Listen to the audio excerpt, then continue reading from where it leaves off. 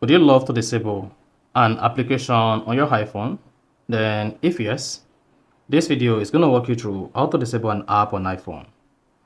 While disabling an application on your iPhone is going to help you to keep your data and documents instead of deleting all data and documents of the application when you uninstall it.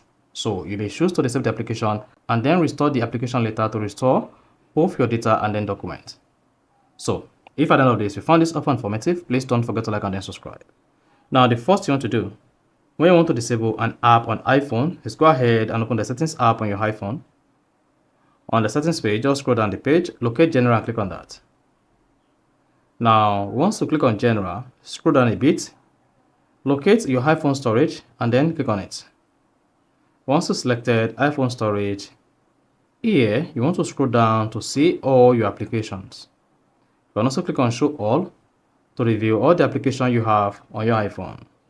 Now to disable any of this application, locate and click on the application you want to disable. Once you click on the application, just go ahead and click on offload app.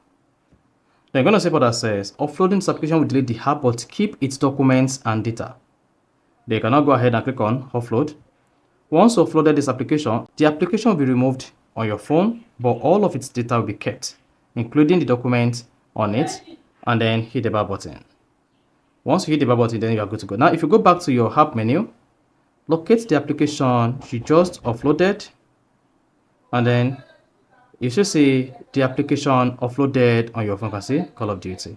Is that? So that is basically how to disable an app on iPhone. So if you found this offer informative, please don't forget to like and then subscribe.